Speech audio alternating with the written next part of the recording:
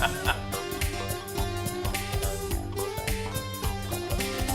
righty, we're ready to go then. Thank you, Andrew. Today is February 15th, 2024. This is our work session. Please ask everybody to rise for the Pledge of Allegiance. I pledge allegiance to the flag of the United States of America and to the republic for which it stands, one nation, under God, indivisible, with liberty and justice for all. I hope everybody's doing okay today. I'm going to invite Mr. Ben Griffith up. He's with the Quaker Faith, and he's going to give us a blessing today. Welcome. Welcome. It's good to be here. Good evening. I'm Ben Griffith. I'm with Frankfort Interfaith Council, and I'm a member of the Religious Society of Friends, more commonly known as Quakers. Tonight, when I lead us in prayer, there'll be a couple times when I'll leave a little silence for everybody to reflect and listen to the voice of God. Dear God, we gather this evening to work on the business of the good people of Franklin County. To those gathered here to do this work, bless them with the wisdom to serve others.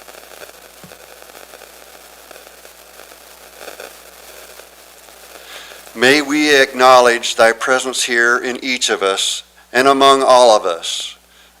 You already know our hearts, our minds, and our needs. Give us the courage to listen to you.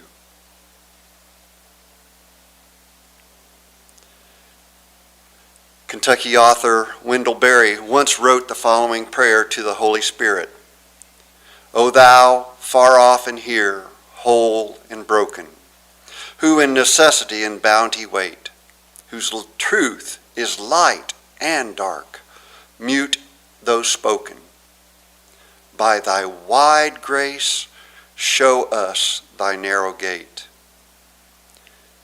Grant these folks wisdom and courage to serve this community, to find thy narrow gate together.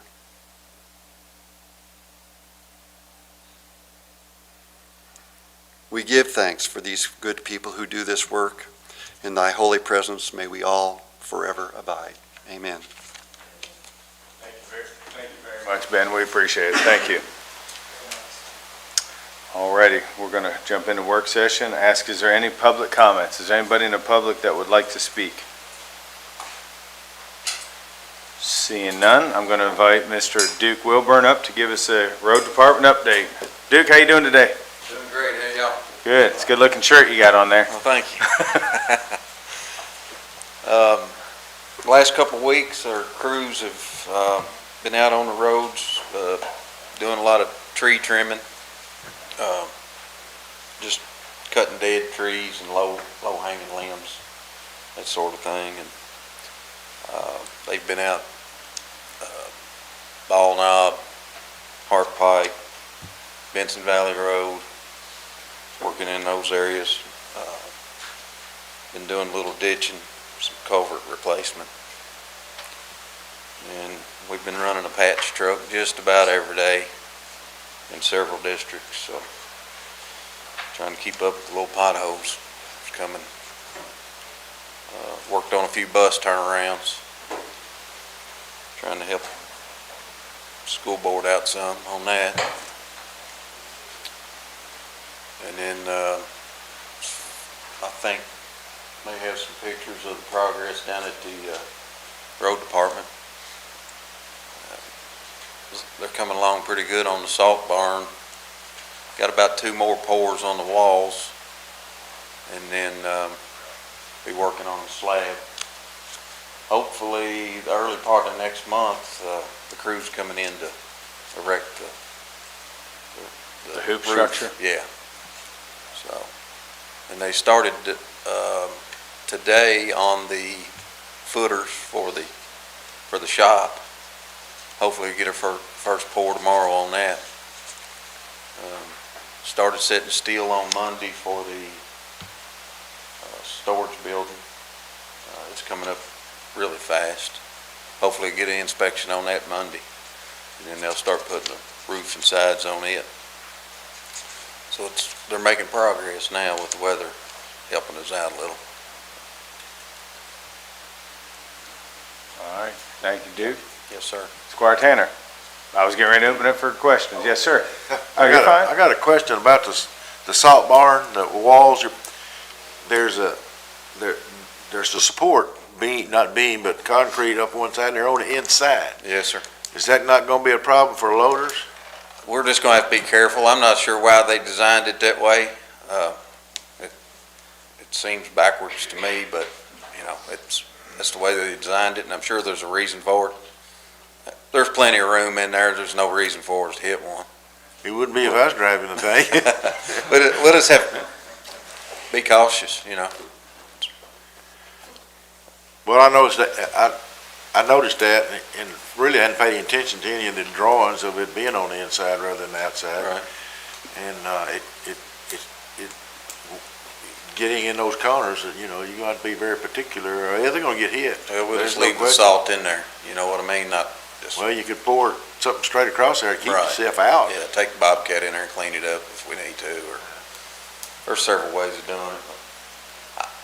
I'm sure there's an engineering reason for that, but I don't know what it is. What other questions do we have for Duke? Anybody else? Duke, have you heard anything else on the new, I know Squire Wisp and I were talking about mow trim the other day, and have you heard any updates on when our new one is?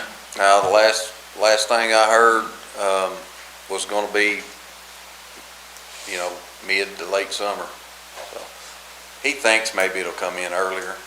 It's just a projected time he's got for it. He said they had several units coming in, but they were going to Canada for some reason. Our old mow trim, it's back in the shop again, so the mechanics are working on it, trying to Yeah. figure out what's wrong with it now. They got part of the rear end tore out of it. So. Okay. Let's hope that's not expensive. Well, we're not gonna put a lot of money in it, I'll put it that way. Yeah. Yeah. With the new one coming, I don't see any reason for that. Hoping it's something simple we can fix and get it back out there. Good deal. No, I went down there yesterday and today, and they're moving along. They got a lot of guys down there working, so it's good to see. I think when they get the footer of the big structure poured, I mean, they'll really start moving. Right. So, yeah, it's good to see. All righty. Seeing no other questions, Duke, we thank you, sir. Thank y'all. All righty. So you know. We'll go ahead on to the judge's report. We've had several committee meetings since the last fiscal court on January 24th. So I'm going to recap some before I do, and I see the sheriff and Ron here. We want to go ahead, and today is National SRO Day. So we want to acknowledge all the school resource officers that we have here in Franklin County. I want to thank the Sheriff's Department and the school system for being able to put individuals in our school to not just keep our children safe, but to help mentor our kids. So I just want to personally say thank you to everybody that's involved in that, and we should all be proud of that. I know the fiscal court was behind it the whole time also, supporting that decision. So I'm going to open it up. If anybody has anything they want to say about SROs, you're more than welcome to. Go ahead, Squire. I see, I work in the school, I see the SRO every day. It's not just a safety and security presence, it's the community policing, it's the involvement, the mentorship, having students and teachers and folks seeing that they're regular people right beside them. They're not to be scared of them or worried about them. They're just there to help. And they help do so many other things that's not in their purview for their job description. And they're just an asset that has just blessed the school and every school that they're in. And I want to thank them for it. We really appreciate it. All righty, thank you. On January 29th, we had a solid waste committee meeting. Ally discussed her education campaign initiatives and where she's been visiting middle schools and discussing recycling and plastic waste and composting with kids and things like that. So that's, I think we're all extremely glad that she's back in the schools. Judge, can I mention something on that real quick? Okay. I just wanted to invite, some of that committee is going to see Shelbyville's recycling and trash center tomorrow morning. If anybody would like to go, we'd be welcome you to join us, kind of continuing looking at some of the regional facilities and how other counties are doing things that we can maybe do better. So, Perfect, yep. Thank you, Squire. Squire Tracy. Thanks, Judge. When you reference the solid waste committee, is that task force that's been together for, or are they still together? They're still together. The task force meets quarterly, but then the committee itself meets about monthly. So the task force is still involved. It's kind of like we run things by them. They have a lot of good ideas and things like that, and the committee is more the ones that are kind of getting the things done. Thank you. Yeah. Alrighty, after that, Deputy Jack Kennedy attended Norton's Healthcare ribbon cutting on February 2nd. It's a big deal having Norton's Healthcare in our community. They've renovated a 34,000 square foot facility. We couldn't be happier. The new space represents a $12 million investment into our community. So we welcome them, and we are all very happy that Norton's Healthcare is here in Franklin County. Benson Valley landfill tour. Allie and myself went out there.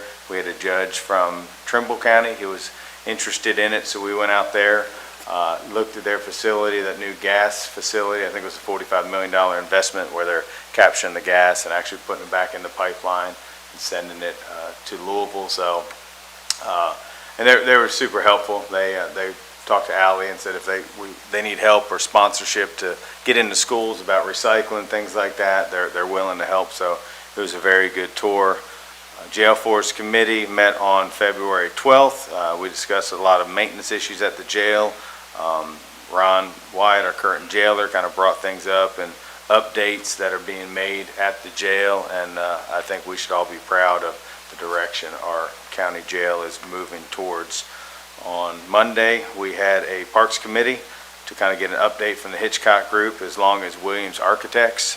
We kind of went over just preliminary stuff on the park plan, things they were thinking, directions they were going, just some odds and ends as far as questions to make sure we were all on the same page. So that was a very good committee. And then also on February 7th, the Administrative Services met to discuss some different code, text amendments, language, and things like that. I'm actually going to ask Robert to come up here for a minute because he can explain it better than I can. I know he's been getting input from, the historian at the city, the state preservation people, some draft language, trying to craft a kind of a new text amendment language. Robert, I'm going to go ahead and let you. I know the next scheduled meeting is March 5th, so we're working towards that. So if you don't mind, kind of just fill the court in on what that is. I know a couple people on here were at that meeting, so they know what it is, but can you at least talk to the court about the other?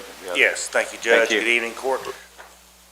So throughout the comprehensive plan update process, the advisory committee has expressed interest in the county preserving elements and features within the county that make Franklin County unique.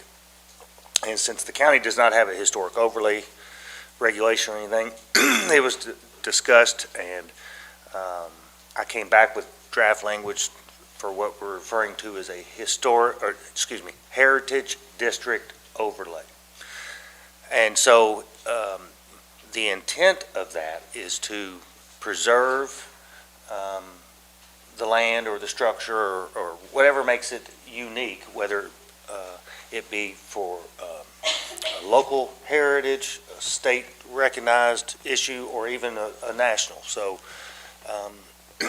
for instance, if you had a farm where Abraham Lincoln took a nap, then, it could be something that you're like, all right, if there's a structure there, yes, then it's unique and it should be recognized and preserved. But also given the opportunity to provide the opportunity for tourism or maybe a museum or things of that nature. And so it's a preservation tool, but yet it has the potential of offering other opportunities to that land. So it was well received by the advisory committee. Everyone fully supports it. Then presented it to the Administrative Services Committee, and in order to keep this moving, language would actually need to be prepared and presented to the Planning Commission to actually get it into the record so it can come back to the fiscal court for consideration to be adopted either into the zoning ordinance or the development regs or whatever it's appropriate to go in. But in order to do that, I need direction on the record from the court to proceed with that, because it will be a public hearing before the planning commission. So it's a very lengthy process. It's just like going through a zone change. But if this is something that the court is interested in my office pursuing, then at some point I would, whether it be tonight or whenever, I would need direction from the court to do so in accordance with the requirements in KRS Chapter 100. So you need us to kind of just talk right now as far as if we're okay with you working on this to do some preliminary work to see if it goes somewhere Well, I guess more specifically to present to the planning commission. to the planning commission so I can get the official process started. Right. Thoughts? Oh, I'm sorry, Squire Tracy. Good. Thanks, Judge. Robert, so just one quick question. So what you're saying is you're responsible, you're wanting authorization to be responsible for drafting up the language for this. Yes.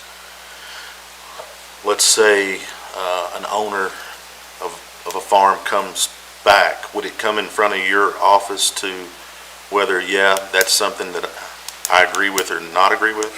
I guess I'm just looking, could there potentially be a conflict of interest? You're writing it, and then all of a sudden somebody's bringing something back to you to either say, yay, it fits, or no, it doesn't. So the way I envision this, I'll call it a new standard, is that it's not an administrative action. It would be filed with my office and then presented to the planning commission for their consideration. I am not looking for historic standard regulations. I'm looking more for a process in which the landowner has to prove the significance or the specialness of the proposal, and with documentation, and they have to basically convince the majority of the planning commission that yes, they agree with you, and yes, they think that a museum is appropriate or whatever. So by doing so, that if the planning commission approves it, then that allows me enforcement authority if they don't follow through or they do something inappropriate. So it's much like going through a development of a planned district. Once again, it's not an administrative action. The standards are pretty open, and it's at the discretion of the planning commission. So that's the way I envision this to be drafted. Okay, so there wouldn't be any sort of appearance of picking and choosing what does and what doesn't from the office that this originated from? Correct. Okay, just want to make sure everybody That is knew that. correct. Okay, thank you. Squire Wiseman. Yeah, to elaborate on that question, I think there is a couple of things here. There is a standard already set forth by the federal government about what is and isn't historic, what are historic resources. So there is no, local choice in those efforts. Those are well-defined, and there's a local, state, and federal process that review all of those things. And outside of the boundary of the city, we mentioned in this committee, there's, to my knowledge, only 15 and maybe only 13 still standing National Register historic sites in our county. There may be additional sites that are archaeological that are not made public for their own protection. So Correct. We'll say that there may be some others that just are not promoted. Robert, after we left the Administrative Services Committee, it was my understanding that we would have sort of till the end of the month or first of next month to have some input on drafting your language, and that the SHPO, the State Historic Preservation Office, hadn't been consulted yet. Our local preservation nonprofit group hasn't been consulted yet, so there needs to be some input, and we didn't actually get a draft of even what's being presented as the court here, the full body, so I think it's a little premature to ask the court just yet for input to say go forward with it, although of course I fully support moving forward, but just for everyone's knowledge, I think maybe we ought to wait till the next meeting, which would be almost the end of the month, to have some of that language more vetted out by the local groups before it's brought to this body to, if possible, to move forward with that. So if I may, what was presented to the Administrative Services Committee was the language proposed for the comprehensive plan.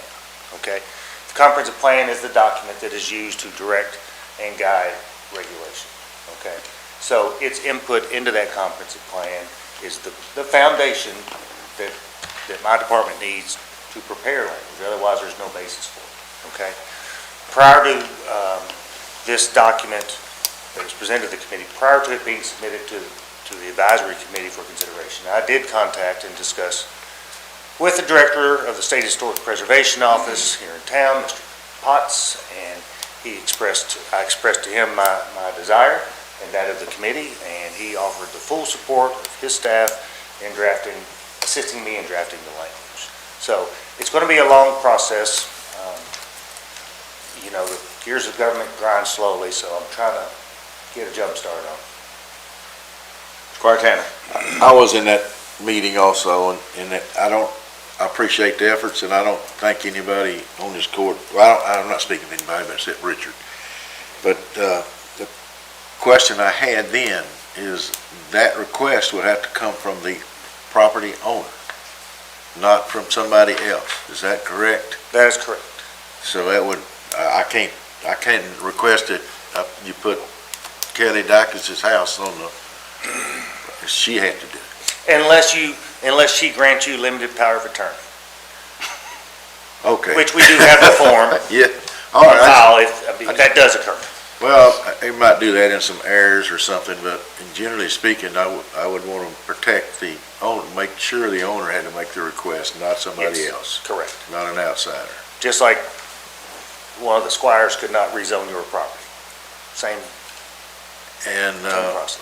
I considered what we looked at as a tentative draft, which it might be another draft floating around before you actually submit that to the Comprehensive Plan Advisory Committee to then insert that language in there, and then you go to the Planning Commission. I may be off the step or two, but that's close to correct. Is that right? Correct in the, It goes to the plan, your first draft or the rough draft, once it's smoothed up a little bit, goes in the comprehensive plan if they approve it and we approve it. But then because eventually the comprehensive plan is going to come back here, is that correct? you are correct. Yes, what you just described is correct. Okay, and it also has to go, the ordinance has to go before the planning commission, which ties in the whole package, I think. You are correct. All right, And then ultimately comes I'm to the court. I'm kind of following up on it. I'm rambling a little bit, and I'm following up on what Eric said, that we just need, I don't know where we need to be right now. I guess that's what I'm trying to say. I think when Robert and I talked, he just needs us to basically say it's okay for him to work on this to get started. I mean, that's basically where we are.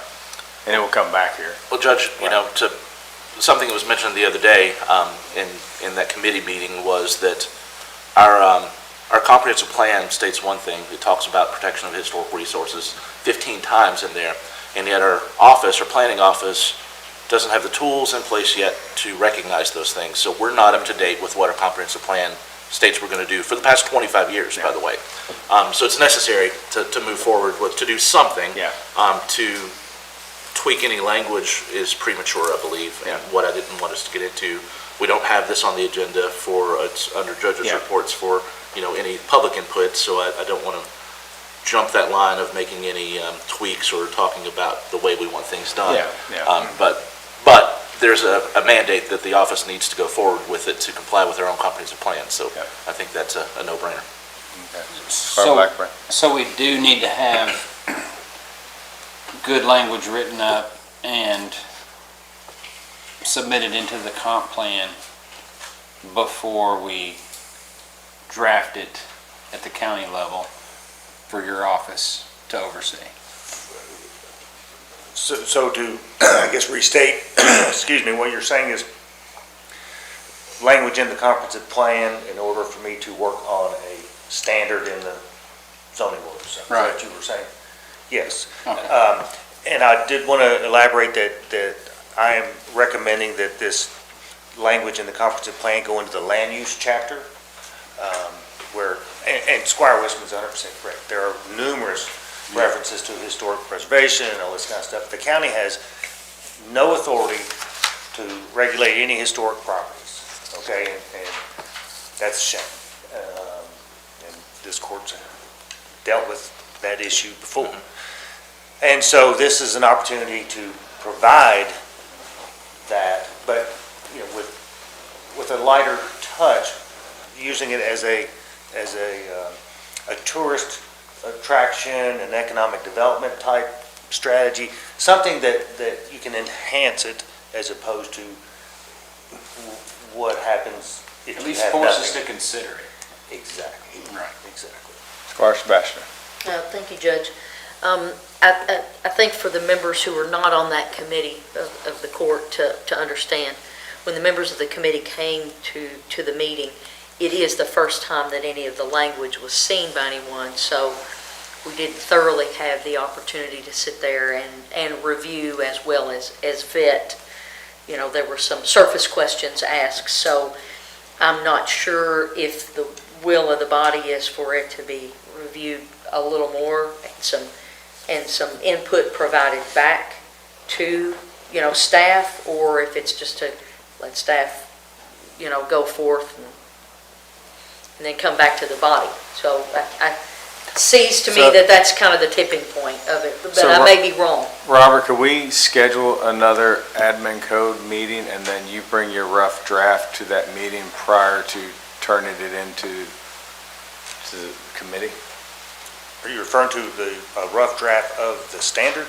Yeah. That I would like- What you're asking us so you can work on, whatever you're going to turn in, like, I think that's what I'm hearing from the court.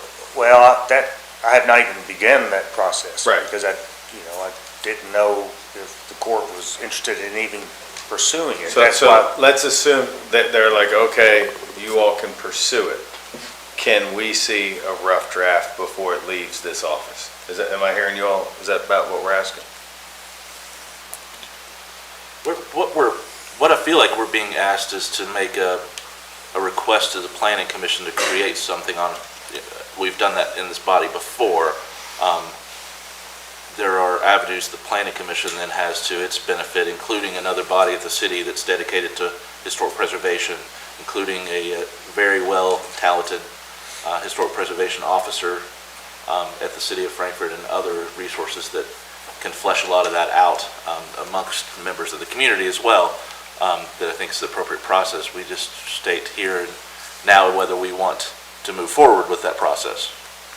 Okay. I don't know if we necessarily need a draft, and Robert, you've indicated at that last meeting that there was quite a lengthy process that ideally you wanted to, correct me if I'm wrong, you wanted to get this process started so we can include that language in the comprehensive plan, but the full language of what becomes the zoning standard and the ordinance might come at some point after the comprehensive plan is finished even and adopted.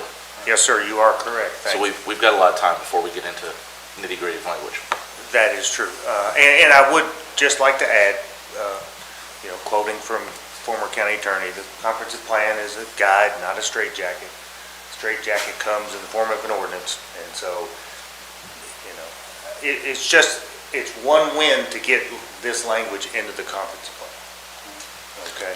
And let me say, because I like to say it all the time too, the comprehensive plan is actually a contract between the elected officials and our citizens about the way we will together develop our community. It could be interpreted as a guide, but in my opinion, it is the legally binding contract between us that this is the way we're going to move forward as a community, and it needs all the public input and process that we can possibly put into it. I'm just going to amen that. Squire Sebastian. Thank you, Judge. So again, I'm going to revisit that. So as I understand it, and maybe I understand it and misunderstanding it, is the tipping point, since it was presented to the Administrative Services Committee at that meeting, and there really wasn't the opportunity to thoroughly review it, is that group asked to review it, bring suggestions forward to the planning director, or are we being asked tonight in this presentation to go ahead and just say, planning director, have at it? I'm just trying to understand what the tipping point is, just so I know how to frame it in my mind. That's For just for this. a little bit of background, in my tenure at the county, and I've been here a few minutes, there has never been a committee of the fiscal court that ever review draft ordinance language being presented to the fiscal court. So this committee is the first time ever that this has happened. So I guess what I'm getting is there's no precedent for how this was to have been done or anything. Judge Mueller thought it'd be best to have a committee, and we were like, which one should we send it to? You know, I'm like, I don't know. And so we thought you all Sure. would be appropriate. So I'm just saying it's new to all of us. So And I think that presents us with a wealth of opportunity. So I think this, I got, well, you, I will, it's kind of like everybody else here. We saw that, I was there, you handed out the document, had draft rope stamped on it, et cetera. We reviewed that. It was some, I won't say questions, but some understanding. You have to see it 5 minutes. You can't decide whether you like what you read or not, or at least I can't.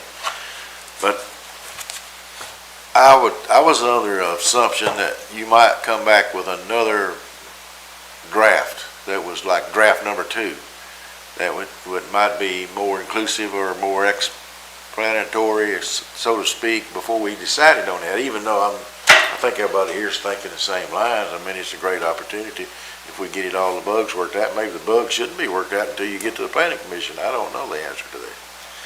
But that's as far as going forward, I don't know when we would be willing to make that. Do we need an official record on official? Quite like this. Y'all have confused me all to pieces. I think it's just kind of gone around in circles so much now I'm confused, but I thought I understood at the beginning. Sorry. I'm not on this committee, so this is just confusing to me.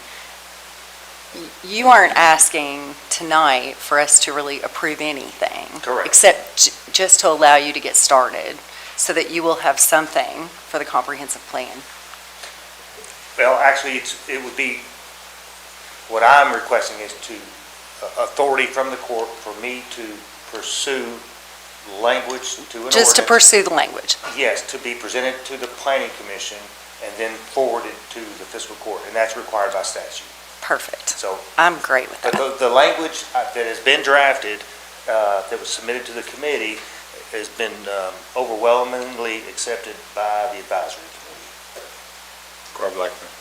And that's where I wanted to go. Yes. So anything that's going to be in the comp plan has been through your office and the city's planning office and Yes. the advisory committee and the consultants that we've hired. Yes. And you all together with some of the experts that Squire Wisman had mentioned will vet that in language that goes into the comp plan. And then, and you being on both sides of that with the ordinance, it's all going to mesh. That is correct. Perfect. Very much. So I move to allow Robert to move forward with this process and come back to us with the caveat and understanding, as Squire Sebastian requested and has brought up, that my understanding sitting in on that committee for that day also that the committee would make recommendations and/or see another draft, so it will come back to us in the end in some way. Yes. Can I second that?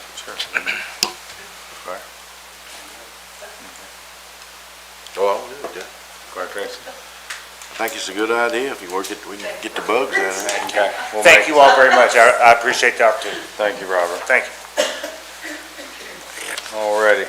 We're going to move on to the approval of minutes from our regular meeting of January 24, 2024. Any comments on the minutes? Seeing none, we're going to move on to... Judge? Oh, I'm sorry. Yeah, Squire, go ahead. I apologize. I didn't see you. Sorry, thank you. Is there, I guess for clarity, I have two things. For clarity, do the minutes need to reflect when someone joins via Zoom? I've had to join via Zoom and not physically been here. Do they need to reflect that for any purpose? It's a great question. That's a question to County Attorney. whomever. Mr. County Attorney? I don't know the answer to that. And then I have one more thing. I don't believe it'd be necessary, other than to just possibly clarify, because if you're attending via Zoom, you're attending You're the still meeting just like attending. you were attending in person. Okay. Yeah, no, it's Just a a question. it's a great question, Squire. And then on the page 2 at the bottom, the last paragraph, it just says motion by Tanner. Could we, No, Squire, you missed Squire on that Could one, we Kim. Oh, yes, I'll fix that. Last paragraph, yes, thank you. Good catch. All right, any other comments on the minutes? Seeing none, authorization to receive partial payment of 2023 excess taxes, county clerk. There he is, Mr. Hancock, how you doing? I'm fine. How are you, Judge? Fabulous, thank you. Kim, you're going to have to do better at the minutes now. I was actually the clerk for that meeting. I'm That's sorry. fine. That's why I'm kidding. I was the clerk I for thought about that. that for a minute, I was like, I'm pretty sure Jeff was the clerk on that one. Hey, I'm lighten the mood here. I'm not going to get a historical district change or anything today. $535,000 is my excess fees that I'm returning at this point. That's 90% of your fees back to you. We always wait until about the second week of March or better to give you the last 10%. We want to make sure that any unpaid bills, because if I give it all to you now and then we have an unpaid bill, we have a tax refund or something that we have to do, then I have to go through a whole mess of getting Amy to refund it back out of last year's fees. So it's just a safer bet to get it through. Couple of things that I want to go over real quick. It might sound like it's too early, but the elections are coming up. We were going to stick with the 12 locations. We're going to have the 3 early voting locations. Really want to talk to the downtown magistrates and make sure that they know this. We are moving Election Day from the Yes Arts Building to the F.D. Wilkerson Gym on Ewing Street. We're doing this because we have anticipations in the fall of having an absolutely huge turnout. We can never get that many people through on Election Day. If we have a 70% plus turnout, we're going to use, and we're going to make this very simple from here on out.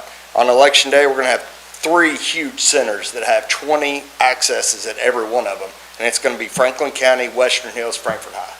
So if you're in downtown, west side, east side, those are your 3 really big locations that you're going to be able to go and get a bunch of people through all at one time. So I want you all to start spreading that word. And I walked it the other day because I wanted to make sure that we weren't putting the voter out. From the back door of the Yes Arts Building to the front door of the F.D. Wilkerson Gym is 700 feet. From back door to back door, it's 490. So we're talking about less feet than it would take you to walk from one side of Walmart to the other. We're trying to make sure that we will do all the signage we need. We are sending out postcards as soon as our mapping's going to get done. I'm going to talk about mapping a little bit. It's time for our community to spend some money on mapping. So we have a map that is beneficial to all the constituents in Franklin County. I'm spearheading this at this point. I'm starting to put it together. It's got to be done. This is it's a must that must happen. We were going to do it in the most beneficial, cost-effective way we can. We are looking at how many departments we can help with it, whether it be the sheriff's office, the county clerk's office, the PVA office, but more important, the constituents. When this mapping is done, they'll know exactly where they vote, who they vote for, when they can vote. They will also be able to pull their deed from right there online. They'll be able to figure it out what it is. They'll be able to print it. They'll be able to see their boundaries. This map is going to be a game changer for people looking up. They can pull in and figure out they're in the Collins Lane School District. It'll be the first time ever you're going to be able to pull up 535 Grandma. Oh, I'm in Collins Lane. I'm not in Bridgeport. I'm not in. It's a usable map for the constituents. That's going to happen this year. We don't have a choice. We have to put something usable out there that's going to make sense for everybody. Besides that, Cavis is going okay, guys.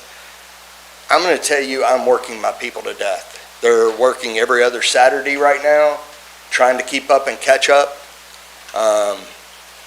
We are doing our best to just keep our heads above water. The system is doing what it was meant to do, but anytime you're taking a system that was built in 1984 and you're converting all that data over into a brand new system, and they're expecting it to work, right off the bat, I'm really impressed we were able to collect what tax dollars we're able to collect. I'm not as far behind as I thought I was at this point. We are quickly catching up. We've had some really, really good days in tax collection base for motor vehicle. The only thing we haven't paid you, we just gave you the $535, but the only thing we haven't done at this point has been able to reimburse you all for our payroll. I expect that to happen by the first day of March. So I expect to be able to catch up all of January, and I hope all of February. It might be half of February. But I hope to get all of that reimbursed and back to you and in your hands. Besides that, overall, we're doing really well. This is going to be a big election year. It's going to be an ugly election year. Presidential elections are hard. They're tough. It brings out a whole different group of voters that you don't see but once every 4 years. They get agitated. They don't like lines. So we're preparing for that right now. On another note for the voters, we were able to go out to Franklin County and Western Hills. And instead of them putting me outside their lunchroom, they gave me 20 minutes with both classes. Guys, usually I get 4 or 5 voter registrations. I got 47 at Franklin County and 42 at Western Hills. Wow, that is awesome. I mean, we're engaging these kids, and we gave everybody the opportunity that engaged. We're going to give them the opportunity to fill out an application to be poll workers. Those kids loved it. They're eating it up. They want to be part of it. They want to do it. They want to help in the election process. It's probably been one of the most beneficial things I've done was being able to go out and actually talk to them. Guys, I appreciate your time today. I'm here to answer any questions that you might have. Thank you, Jeff. Squire Tracy. Microphone, please. In regards to that mapping, I know that the sheriff and over the last couple of months, the sheriff and the PVA has talked to several of us, and I think he plans on talking to all of us. Is that the Eagle View that the PVA is pushing as well? Yes, I've talked hand in hand, and I will tell you, Will Rhodes has done an amazing job in making himself and his information available. He has not said no to any of my people, and I tell you, I really did. I thought I was going to get pushback from the guy that controls our third-party deed system. He offered all the information up to get all the deeds out there, to get them accessible and easily used, to get them transferred over into his system. I know they had a training class in Scott County. Were you able to attend that? I know he did, that the PVA did. I don't know if you made it or not. If you did, can you tell us a little bit about it? I did not. Okay. I wasn't able to attend. Okay, thank you. Any other questions for our clerk? Sorry, Kim, I wasn't picking on you. I just want to say I'm picking on me. thrilled that you went to the school. I think it's so important to get these kids involved, and I am so excited that you all are doing that. Thank you very much for that. Do you have any ability to go to Frankfurt High? I'm going to Frankfurt High next week, and I'm actually going to the Christian Academy, maybe. Perfect. I didn't tomorrow, All right, perfect. I don't think. Yeah. But yes, we're going to all of them. Yeah, we're good. Yeah. Good deal. Jeff, thank you very much. Yep. We appreciate what y'all are doing. Can I Oh, just- sorry, Squire Sebastian. Can I just say one Absolutely. thing? Thank you, Judge. Yeah. You're doing an amazing job of touching base with kids that are of age now to vote. I think there's a homeschool association. That might be something, another place If for I could- individuals. If you want that, I'll see if I can get, if it will be helpful. If it will not be helpful, I would love to Back talk away. to the homeschool group. If I can get the information, I would love to sit down. I think Okay. they'd be a captive audience. I do. I think do they as would well. listen, I think they would understand. So I'd love to talk to the All homeschool right, group. I'll just make a note Yeah. and get that to you. Be Thank you. great. Thanks, Jeff. Thanks, guys. All righty, next we have Squire. Sheriff Squire's here. Sheriff, how you doing? Good. So the first thing is Sergeant Doug Sutton. He's served us for a long time and he's retiring, so we're just asking to buy his gun and send him off with that like we always do. Any questions on that one for the sheriff? We appreciate his years of service. Okay. My next is a lot of cars that we're surplusing. I sent out an email about the trouble we were actually having with some, so this is our solution. Just trade them in on new ones. So, questions? I have one, but go ahead, Squire. Sebastian? No, thank you, Judge. Thank you for coming tonight. So, from my count of the list, appeared that there were 22 vehicles on there to surplus. So, can 22 vehicles be sourced in the timely Yes. manner that you need them. Because what I'm hearing is, Right. some vehicles are lagging. We've heard about other pieces of equipment lagging. So Sure. just wanted to ask about that. So a lot of these cars, like the 15 and 16 Chargers or pool cars, we're not actually getting 22 cars. We'll probably get between like 12 and 15. Okay. So, which will be enough for what we need. So my follow-up question is that any of the existing equipment that's installed in the vehicles, can any of it, cages, because we're going to a different brand, so I don't know how that all We're works. actually selling those cars upfitted this time, so we'll be doing. Okay, everything will be, yeah, okay, all right. And so, with these new vehicles, what are the additional costs to upfit that? And is that something that we'll be looking at a later time, or is that something that you're thinking will be It's all encompassed in that deal? Right, I'm not asking the court for any money except for, like we always do in July for Yeah. 3 cars, which is usually, what, 150? But yeah, we will, in this trade, we're actually gonna get some money back that'll go towards the upfits. Okay, thank you so much. Squire Tracy. Microphone, please. Sheriff, thank you. Quick question. You've got 10 Tahoes listed on here. If it's not, I would assume that we probably need to look at the enforcement officers, the planning and zoning enforcement officer's vehicle, due to the fact of it being a Tahoe. Probably. No, that's a good question, and yes, I did include his in this, so Okay. I figured everybody would appreciate that. Yeah, thank you. Is there any consideration on some of these vehicles that are lower mileage being offered at market price to another government entity within this county? For example, water departments? Well, I don't think anybody's gonna give us what they're buying them for, because first off, there's a shortage. They were only building so many, and they went up 10 grand, so Well, I was the thinking good more thing about is, down here the we're gonna trucks. get around 50,000 each for these cars. What about the Rams? They're bringing almost what we paid for them according to the appraisal, so I think it would be hard to sell them and come out, And if something does happen, we'll revisit it before the trade, but I think we're gonna come out. They might not even want one. I don't Right. know. I don't think anybody's gonna give us what we're gonna get for them. Chris, was it a van Yes, that was at the jail? It that was is. reverted to your office? Is it one of these? it's the last car on there. It's actually Sergeant Doug Sutton that's retiring, so we're actually probably gonna trade that out for a Durango or something. All right, Sheriff, thank you very much. We Squire Blackburn.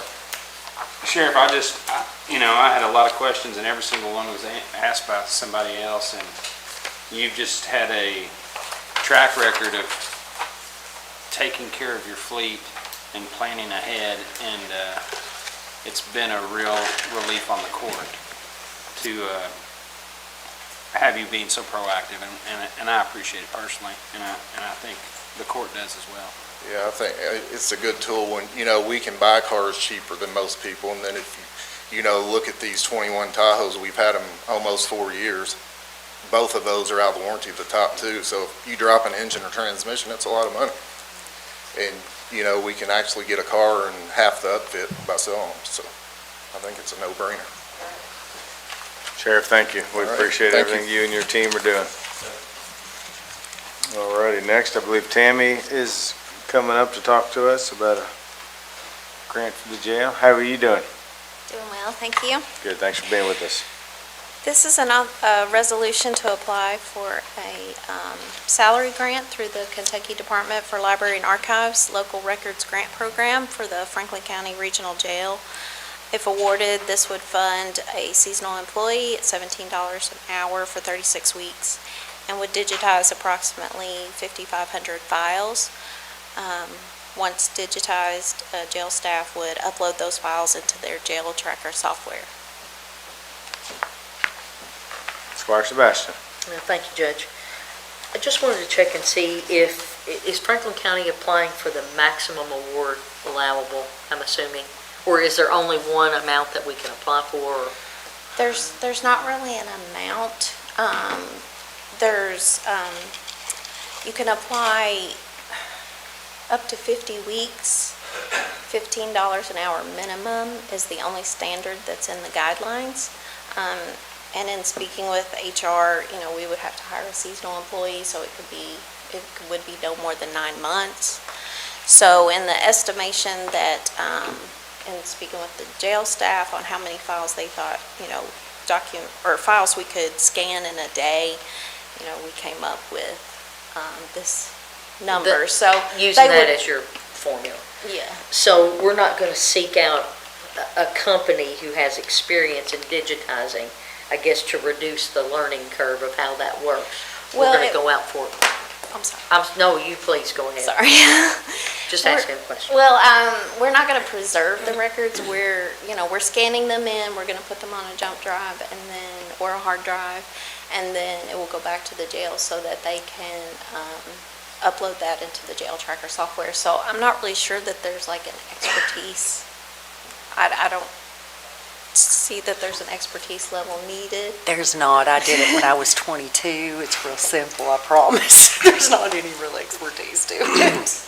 Yeah, it's not, what you're thinking about maybe is the preservation of records it's totally separate. This is, the jail has an extensive amount of paper files that we would like to get digitized.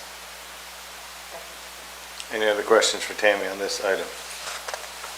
Thank you, Tammy. You have another one, and I believe you brought backup tonight, didn't you? Yes, I'm going to Yeah, let Karen. here she comes. Karen, how are you doing? Doing well. How's everyone? Good. Everybody remembers Karen from the Bluegrass ad, right? Hello. Okay, you want to talk about this next one? Sure. This resolution is for the CDBG that the county applied for on behalf of Farmdale Sanitation District to address the package plants out 127. And so this resolution is for cost overrun. So if the project gets bid and it comes in like either way over, or as we're going through construction and some big hiccup happens, if there's additional costs that need to be paid, this resolution is stating that those will be borne by the sanitation district. And that should be spelled out in the subrecipient agreement that you all have already passed with the sanitation district. And this is just saying that CDBG won't be paying for any of those cost overruns. It'll come from another source that this district will fund. All right, any questions for Karen on this item? All right, Karen, thank you. Appreciate you being with us tonight. Tammy, I believe you have another one. Yes, this is a resolution to apply for FEMA's Assistance to Firefighters Grant for funding of 17 SCBA's, 34 cylinders, and 53 face masks. Since Franklin County Fire Department serves over 20,000 residents, we qualify for a 10% match. And that would be approximately $26,000 based on the quote we've received for the equipment. Chief, you want to talk about these at all? Okay, Squire Sebastian. Thank you, Go ahead. Judge. So I just wanted to kind of check about the cost for each SCBA and then kind of the life cycle. I know it says in our documentation that we've had these for 20 years, so I didn't know if clearly technology changes all the time, and so there may be a shorter life cycle window and that type of thing. And they may be more costly as a reason, for that reason. So can you talk about the cost of each one to us and a little bit about the life cycle? So the quote we received was broken down between the cost of the actual SCBA unit, each cylinder, and then the face mask. The SCBA's unit itself is about $7,800. Okay. The cylinders are about $1,300, $1,300 to $1,400 a piece, and the masks, the newest, latest, greatest ones with the built-in communications, are about $1,450 a piece. And the ones that we currently have are well past their life cycle. We've been trying for this grant for multiple years now, and last year, we started with the process of going ahead and replacing 12 of them through the budget, which has been very beneficial because currently we have several that are out of service and they no longer support those SCBA's. I was going to ask about. So the company, some of the parts that we need to repair some of our units currently aren't even available. So we've had to deem some of those, once they go out of service, as parts packs, and just kind of rob and piece off of those. We have an in-house repair center that we have people certified to do the maintenance and all the testing and all the repairs on them. But the good thing about the new units, we've actually purchased, the 12 we've gotten through this budget, they actually have a, what they call, we'll figure out the, terms of it later as they go on life, but they call it a lifetime warranty as long as you own the pack. Then it covers the electronic components. But there's so many upgraded safety features there in these new ones that just weren't in them 20 plus years ago. So because of that, and that's kind of where I was going with the technology changing rapidly, are we assuming the life cycle is 8 years, 7 years, 10? I mean, what kind of time frame are they giving you on that? I would expect no less than 15, somewhere around the 15 to 16 years. Okay. We would really start looking and starting a replacement schedule on them. So the ones we have now, they're already on a clock. Are we looking at replacing those as well, or are we looking at hanging on to those? The ones, you're talking about the older ones that we have? The ones that we have that are older, we would hang on to a few of them maybe and use them as training Back packs. up or something? Just to keep, let guys take those to the trainings where they're gonna beat and bang on them and be kind of rough on them and not necessarily put the new packs do that kind of damage. And I mean, they're designed for that, but if we can minimize it for the training exercises, that's what we're gonna do. So my math shows me that these are about 10, 550 each, between 10, 5 and 10, 6 each. Somewhere around there. All right, thank you. Yep. Any other questions? Squire Blackburn. You had mentioned like the life cycle and the schedule to replace. So I know we went after 12 last year. What happens if we don't receive this grant? If we don't, I'm planning to budget for another 12 this year in the budget cycle. That will, once we get the next 12, we will be able to maintain, but we won't have much flexibility. We won't be able to equip every riding position on our trucks. But we're hopeful with this grant. Another thing to consider with this grant is, from what I was told the other day, this could be the last year this grant exists if the government doesn't decide to re-up those funds for the assistance firefighter grant. So we're hoping to be successful on this one. This is really the only grant that I'm aware of that's large enough to kind of tackle this kind of project. Thank you. Thank you, Chief. Thank you, Tammy. Robert, I believe you're next.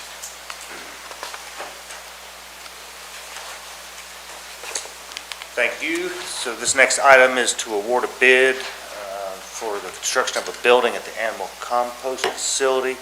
It's a three-sided structure for housing the rubber tire loader and the new screener.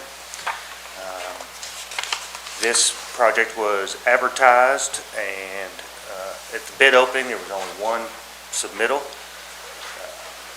It came in at $34,600. Funds are available.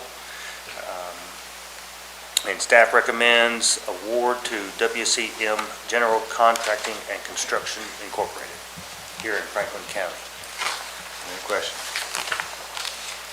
Squire Sebastian. Thank you, Judge. And I guess my comment isn't specifically about the item, but it generally relates to kind of to the concept of it. If that makes any sense. So in this, specifications were developed for the item. So did the same staff resources that we had to call on to develop the specifications prepare the specification document? And the reason I'm going in that direction is I'm trying to figure out if I think like we all are, is there staff resources available within the departments, say in parks, to work on things for Hitchcock, say in the road department to work on items like RFPs or requests, or the jail or the fire department to work on those, to get the appropriate training, I guess, to enable to have that capacity to create documents like this. What I'm thinking is, in the grand scheme of things, it reduces the workload on a resource or on two resources, maybe, if there are two people that know how to do this stuff, and puts that capacity back in the department. And I know we had discussed that in the past, in the last court. We had discussed it. And it just, it makes sense to be able to have the department work on that so that one or two people aren't burdened with it across all of county government. No, So I'm circling back on yeah. that. I meant to circle back on it before, and if I haven't, I don't know why I haven't. No, so I think that's a great question, and I think if you talk to a lot of the staff here, they've been cross-training a lot of this winter, so it is happening. As far as actual, specifications and things, Ally did work on these a bunch. That's fantastic. She did everything. I know she went to Robert to get some mapping, we're trying to figure out exactly where it would sit, because it had to be approved from Buffalo Trace. So, it was kind of a process, but, I think that's a great thing to talk about, and I think we need to work towards it, because we know P&Z only has so much time in the day. That's the thing. And so, yeah, I mean, we're trying. And that's this is not an artful term, but it's by default that an undue burden falls on a staff resource. Yep. When I hear, I'm covered up, and now I've got to set all these things aside, not in a negative way, Yeah. not in a negative way at all. I'm just going to set my work aside because something else now has jumped in front of it, when all of those things find themselves on an equal level of needing to be done. So I'm just asking It's great. for that Great reason, question. and can we circle back on this in the next month or so, just to kind of see where we are in that process, so we don't lose the momentum Yeah. that we're talking about today? No, absolutely. I'm bringing it up purely for that reason. Yep, no, I think it's a very good thought. But I do know this has been, Ally went ahead and, because there was funds left over from the screener, she contacted the state and talked to them as far as what we were wanting to do. We proposed it to Buffalo Trace. They completely understood. We're trying to take care of our equipment. Duke and I had a long conversation. We talked about building this ourselves through the road department, but we didn't want to put anything else on their plate, because with all the construction going on down there and mow trim and every ditching, we figured we wanted them to focus, and we were pretty excited when the price came in. I think it's very reasonable, so that's where we are. Any other questions for Robert? Robert, thank you. Thank you. Robert, you have another one, I guess, for the Bluegrass ad. Yes, sir. I'm requesting authorization from the court to enter into an agreement with the Bluegrass Area Development District for land use planning services and technical assistance relating to development within the county. This is the exact same contract that the court has approved in prior years. All the language stayed the same except for the ending date, which is on the fiscal year. As you can see in the background, we utilize them for assistance in mapping, like i.e., the precinct mapping and such, and wrapping up a few loose ends there, preparing reports for boards in the event there's a conflict of interest or staff is out or something, or might be a unique situation in which they have expertise in that field. So it is an as-needed basis only, and so obviously we only call them when we truly do need them, and they've been a great resource and big help in the years past, and we'd like to continue forward. Since this, if approved, since this does expire at the end of the fiscal year, June 30th, 2024, I will be submitting back another one prior to this expiration that would initiate in the new fiscal year, July 1. So Robert, I'm going to ask you, is this something that's in your budget? Okay. It's unbudgeted, but it's necessary. Squire Sebastian. Thank you, Judge. I just want to see if I can call everybody's attention to number 8, notices, on page 3. The second sentence reads, "Such notices may be delivered by U.S. mail and shall be deemed delivered 3 days after being postmarked." I'm just wondering if we can amend that to include that there be a certified notice, because they're assuming something rather than just this general acceptance terms. Because we're just assuming something's happening. And I can say from my own I have been told my mail shows up in my neighbor's mailbox a lot. And so I can't say within great certainty that my personal mail gets to my house 3 days. Now, this is a little different here, but I'm just asking the question, is it okay with everyone that this general acceptance remains in here? And then I have one other question. Thoughts? I don't see any problem with that. Max, do you need to? You may, Comment on you may that know more than I know about that, clearly. I'm sure you will. I mean, I can tell you from the rules of civil procedure in courts, you're deemed to have received it 3 days after something is mailed to you. So I mean, so that's, I think, fairly standard language. Okay, I'm just asking the question on that. As far as I just because don't. I know for sure that's in there. It's a 3-day mailing rule, so when somebody mails it, you're considered to have been served with it at least 3 days after. Okay. My second, so I guess is that if that's an acceptable legal practice, then I guess that's why it's in here that If the way. court wants to change terms of a contract just because it's a term that's used in civil procedure with the courts, it doesn't necessarily mean that, that's, you can alter terms of contract to whatever you want. So if you prefer it to be done by certified mail as opposed to regular U.S. mail 3 days after, I mean, that can all be negotiated through the contract. I'll leave it to everybody else to weigh in on. My other question is on page 4, number 13, about the venue. You have the venue be Franklin County because that's where the work will be done. Work won't be done in Fayette. I ask this every time. Every time. I don't think that's a problem. You all good with that? I got a question. Well, hold on, I mean, I Okay. just want to kind of take a head nod, maybe. I'm sorry. Is everybody okay with changing that to Franklin County if the Bluegrass ad is? I don't see any problem with that. Okay. Clerk, can you make note of that, please? Squire Tanner, go ahead, I'm sorry, I just want to finish that thought. Oh, that's fine. That's fine. My question is to Robert, is this the only place or is there another firm that offers this service?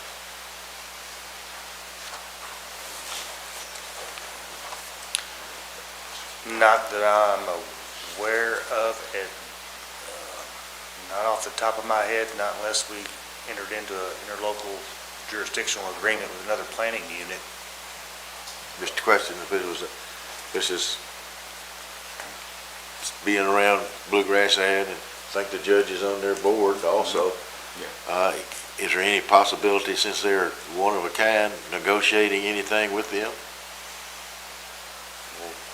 Yeah, there's always room for negotiation. Time's of the essence, shut up. But, the ad is the resource because they cover so many topics. They have a GIS department, they have land use planners, they have transportation planners, they have, they've got that full gamut, and they offer these services as just, one of the assets that they provide to all counties within their jurisdiction, so. Bear with me. Always good points brought up, but you bring up a good one. There are multiple ads around the state that it would be nice to look at their contracts and their rates and sort of see if there's comparables between the multiple agencies. I used to work as a Bluegrass ad. I think there's a lot of benefit and skill that's held there that we can use temporarily, that we don't have to have in-house because it's unique, like our GIS mapping specialist for, although I want one of those here in a position too, but for, that we've used so much for the mapping of the new districts, the magisterial and election districts. So, which gets into my question, Robert. In the past year, I remember the contract before being brought to us and stating that we really needed their help primarily for that service, for that remapping project.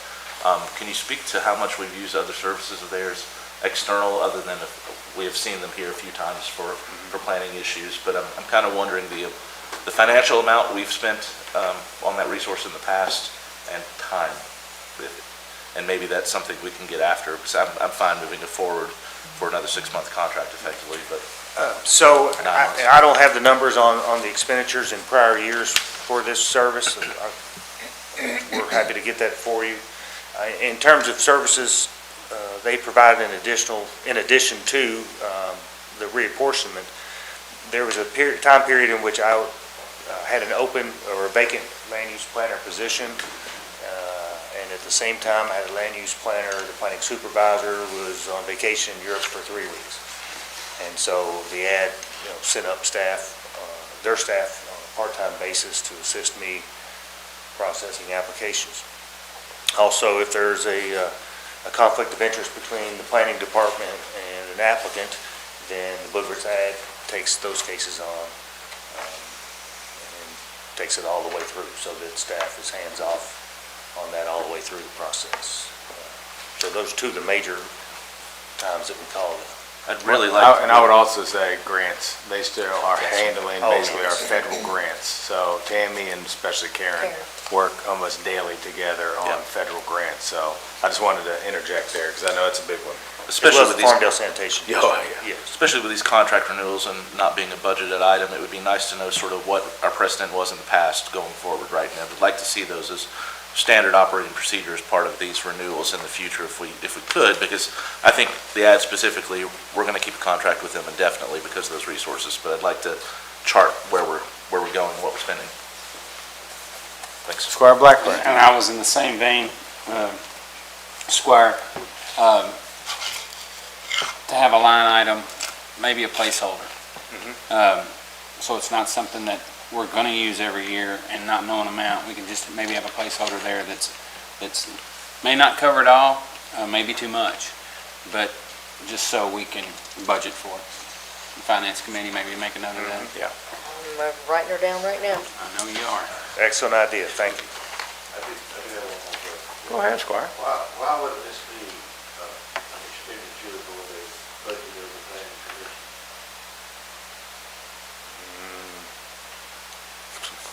Because we pay for them, basically. I mean, we supplement the planning commission.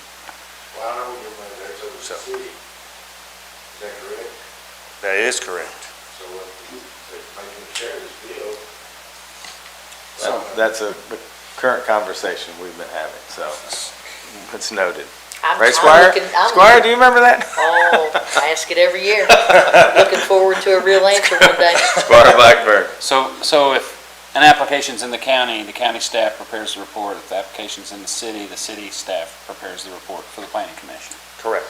So we wouldn't use it for the city. We're not paying for them to cover city staff to do an application. We're covering it for the county staff. That is correct. I believe the city has their own contract with the ad as well, don't they? I believe. I'm not sure, to be honest I with want to make sure we cover that. Yeah. Not really sure. And that is a great question, Richard. Alrighty. See no other questions, Robert, thank you. Thank you all very much. Alrighty. The next agenda item is closed session. Authorization to go into closed session per KRS 61.8101F. Discussions or hearings which might lead to the appointment, discipline, or dismissal of an individual employee. So moved. Second. All those in favor say aye. Aye. All those opposed say nay. We are going to head into closed session, please.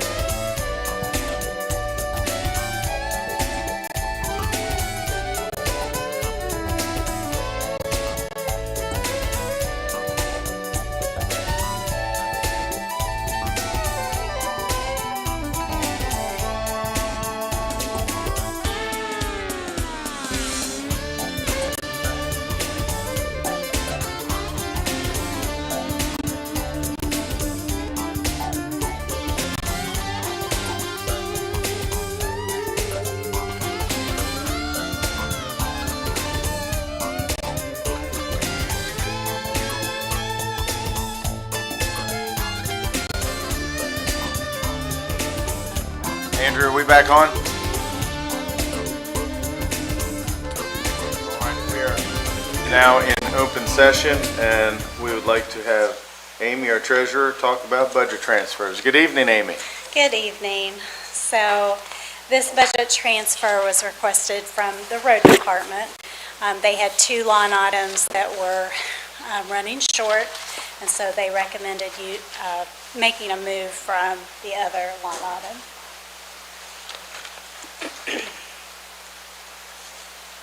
Any questions on the budget transfer? Oh, Squire Sebastian. Do we know, thank you, Judge. Madam Treasurer, do we know what building maintenance was needed for this additional transfer of funds? Do we know? Here, there he is. I'm sorry. I didn't look. Thank you. Yeah, we had done some, when I come on board, we'd done some cleaning to the office down there, the outside of it, done a little painting, just some repairs that need to be done. And then we purchased a shipping container out of that budget line just for storage down on Home Street for some of the stuff that was in the building that had to be demoed. Thank you. That's the biggest part of it. Thank you, Duke. Any other questions? Alrighty. Next one. The next agenda item is our third amendment for the year. And the first part of it, I'm amending in some planning and zoning fees that we've collected in excess of our budgeted amount to cover some planning and zoning expenses. We've got quite a few grants that I'm amending in. I'm also amending in some additional interest that we've received over the budget. And I've got that listed as to what that's covering, and also some insurance proceeds. Just to give you a summary, with this amendment, the budget will increase by 1.365774, bringing the budget to $53,745,753. I'd also like to give you the numbers that exclude the capital expenses from the federal projects.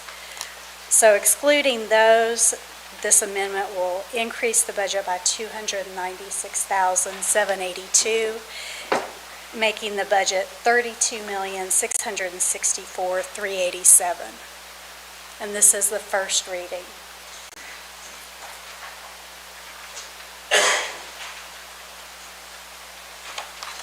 Any questions for our treasurer on this? Okay, next item, please.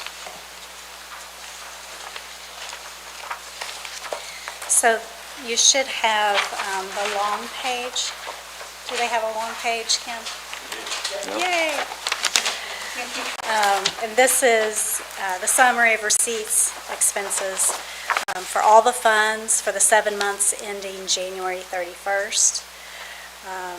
Receipts, $32,614,438. Expenses, $19,933,986, leaving us with an excess of $12,680,452.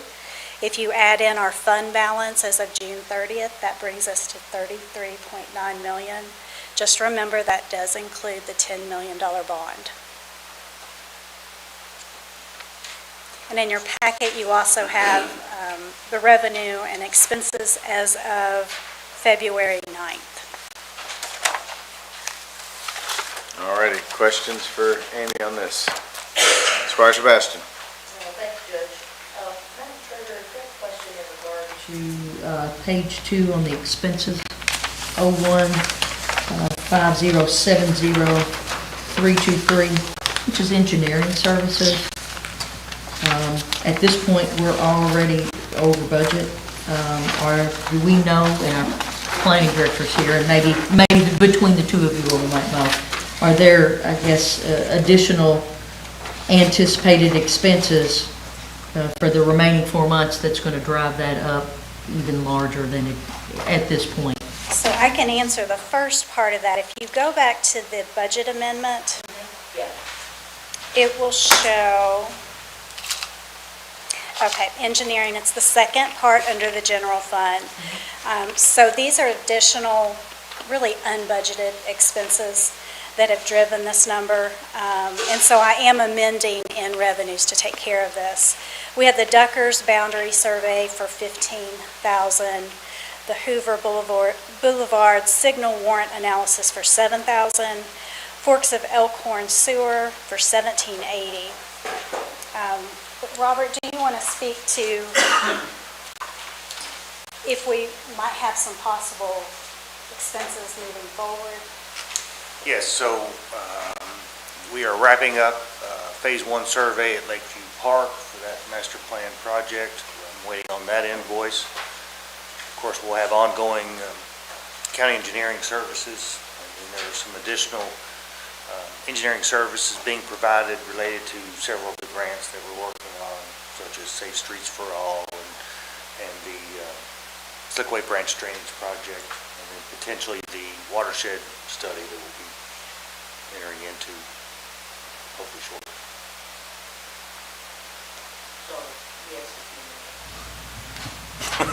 Yes, But it and sounds I don't know like how much. Sounds like it's things that we need to advance, so. Yes, ma'am. All very good projects.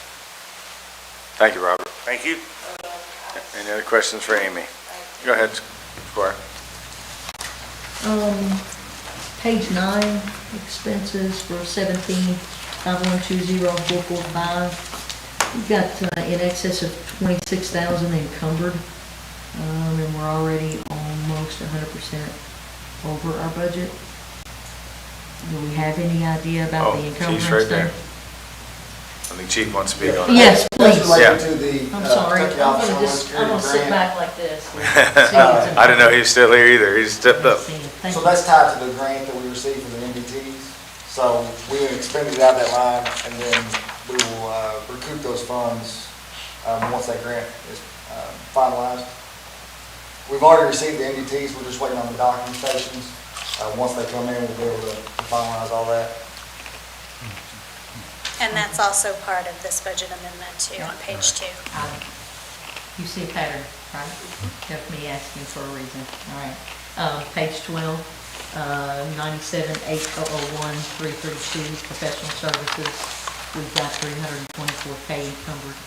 And so again, that's going to bring that up to almost 100% over. So I'm sure we know what you're going to say, but.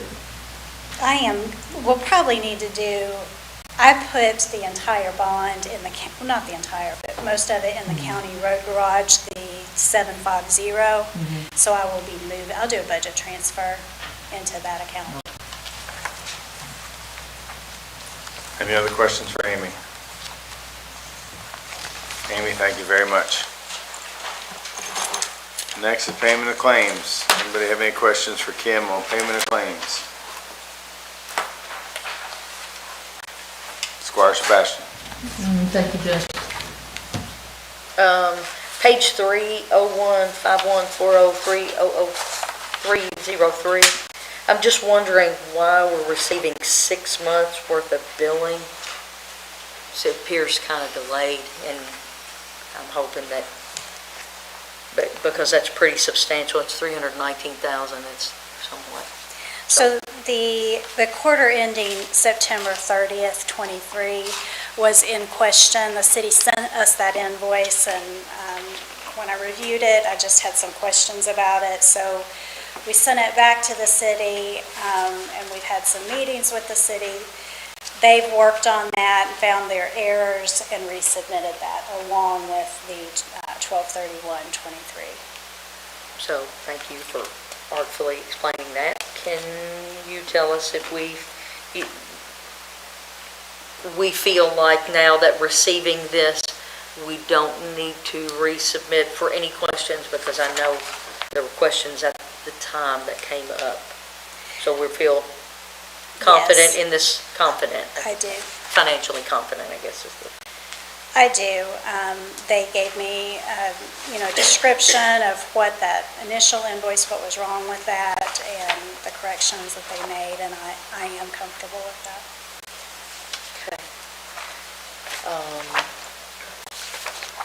In page 1 of the jail, which is 03-5101-343, just going to note that the medical, we have another medical overage that is continued every month. And then I guess page 1 of the federal project 07-5350-578. I guess who can really discuss that expenditure and help us a little bit with that? I can. So we had a grant that Bluegrass Ad ran for us for utility assistance, and that all of the funds were not utilized for that grant, and so this is the closeout that the money will go back to Department of Local Government so that that grant can be closed.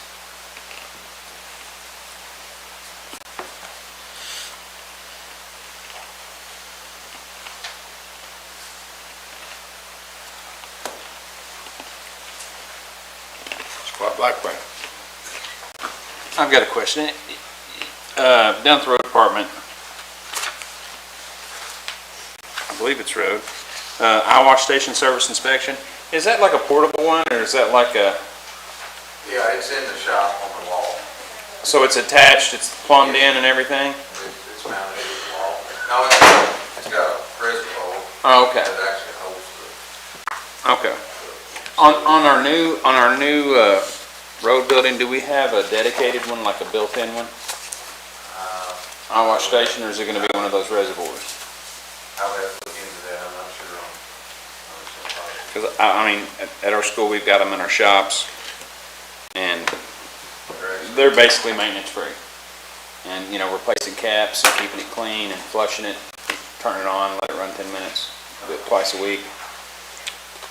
And it's an expense. Well, and I think that's one of the things, because if you remember in that project, we're gonna have to approve an amount for all the things. Right. The refrigerator, microwave, eye wash stations. Furniture, So I think that is on the list. I don't think it's provided from the contractor, but I think it's something that, we'll. And it's a plumbing thing, it's something that our plumbing contractor. Yeah, well, Duke can check into it. I mean, typically it should be standard. Yeah. You'd think it's in there, so, yeah.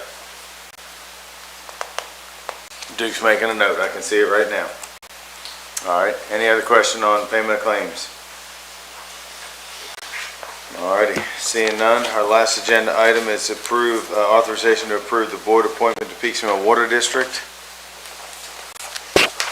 So we appreciate Raven Turner serving on that board. She moved out of the district.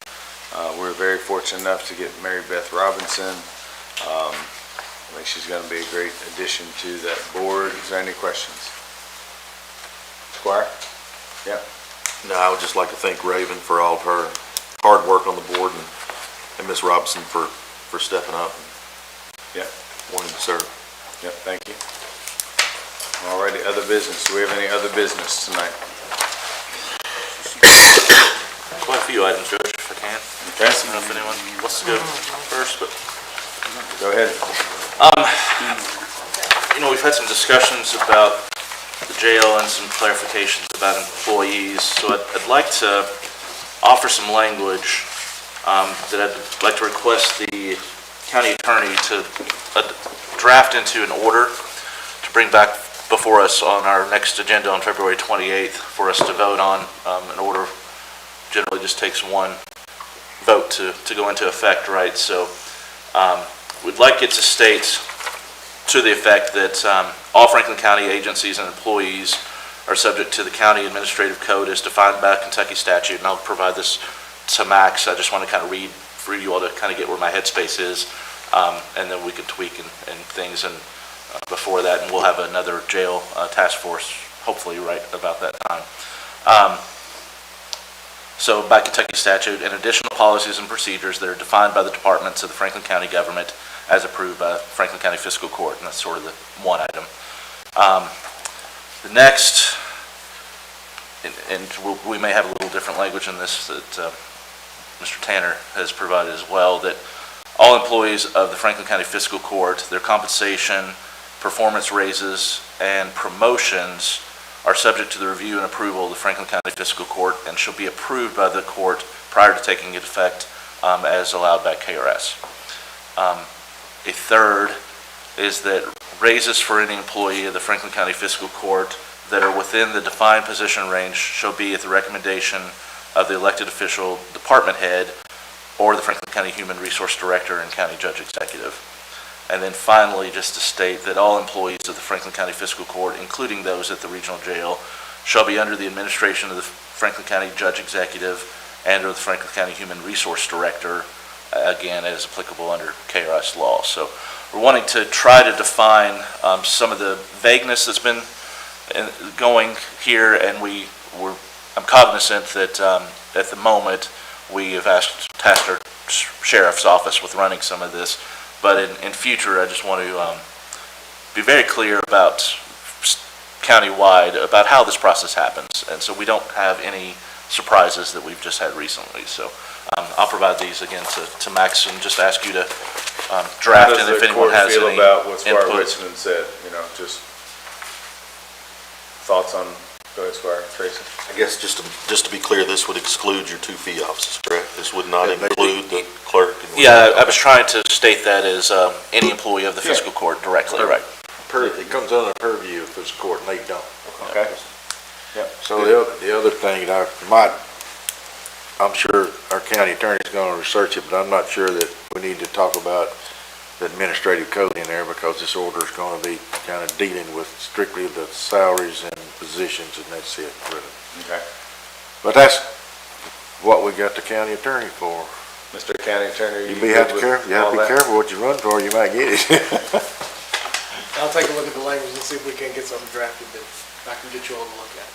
There is, I want to say one thing about the meeting we had on Tuesday. It was a very good meeting, very good. A lot of understanding, we just want to make sure we get it all written down, what we understood. That way it's a good way to do it. The other thing, I believe Ron White promised, to come back with a organizational chart in a brief period of time, which would really eliminate a problem of creating a spot and then promoting somebody into it, which would, if we got them set under law somewhere, that might have to be ordinance, I don't know. Yeah, and I believe he said he already has that, he just needed to send it to us, so we'll remind him to send it to the court. Well, we need to review that, know how many slots it is, Right. what they are. Yeah. And I don't care what he calls them, he can do the deputies, corporals. Yeah. I've been in the military, you can be officer of the day, you know what I'm saying?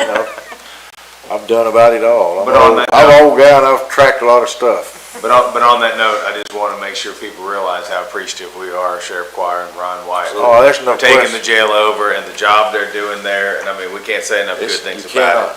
You cannot say enough. And Judge, that was one of the things that came out of our meeting the other day, was asking you at the appropriate time to do a resolution of respect for our employees, because they've helped us out a tremendous amount at the jail. And again, we're trying to clarify and fix some problems with some language and otherwise. So Understandable. if I can, I'll continue on this trend. Mr. Tanner kind of got to one here with me, but I'd like to see if we can schedule another jail task force for March 5th, I think, and if we could then ask Mr. Wyatt to submit that organizational structure to us by the end of this month, so we could consider it at that meeting, and amongst some other. I don't think there should be a problem, because I'm almost positive he already has it. Yeah, I think he's sort of, and it's reflecting, we talked the other day, sort of reflecting the budget changes and the diminishing of the number of slots. I believe, yes. So,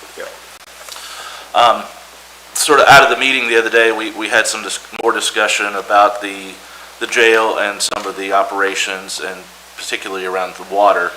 So I wanted to offer I suppose a motion to ask that in the mission to protect the county property, life, and safety, we'd like to task the Franklin County Fire Department with regular, if that's monthly or whatever, testing of any county-owned fire hydrants, including those at the jail facility.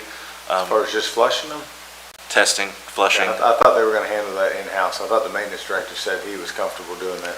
Just want to put it on someone's radar that happens permanently. They said they opened them up and they ran rust Yeah. for 10 minutes, right? So, I'm surprised they got them open. and we were surprised that they were our responsibility on our property Yep. the other day. So we wanted to make that request that we asked the folks who do that obviously already Yeah. to include those. And if there are any others, if we could take a small survey, I'm fairly certain there's one out of the park at Lakeview that might be sort of the similar situation that's ours. I don't know, maybe Chief? Brewer can speak to that, but Speaking on that hydrant at the park, I know that one's plant board hydrant. Should Okay. be.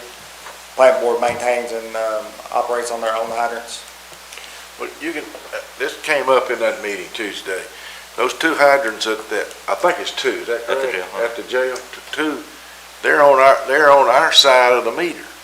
Yes, So they're our responsibility? they were probably installed as part of a private fire protection system. So That's whether not uncommon. it's the, whether it would be the county, which is fiscal court, or the jail, or somebody's responsibility to flush those and make sure they're working. Or would that fall under them, or us, or you, or who? It has never fallen under the fire department in the past. You know, we test all of the hydrants annually for all the other water districts that we have contracts with, but we've never done anything for any private systems, including the jail. Well, it's a public system because it's owned by the county. Correct, I mean, it's a protection system that's designed for that facility, is what I'm referring to as a private facility, or private hydrant. So there's no water district that oversees that hydrant. That is on the owner's responsibility side of the meter. which is why I'm requesting that our fire department become that. And I'm sure, that I mean, entity to take care of it. we could work with the maintenance director out there if he has any questions on, if he's comfortable testing the hydrant. Basically, the main thing is make sure you flush it and it operates. We do them annually, and greasing the caps. That's pretty much all there is to it. There is one more question for you on this, and they said they let them run, 5 minutes? 3 minutes? I can't remember. How long do you normally flush a hydrant out to call it sufficient?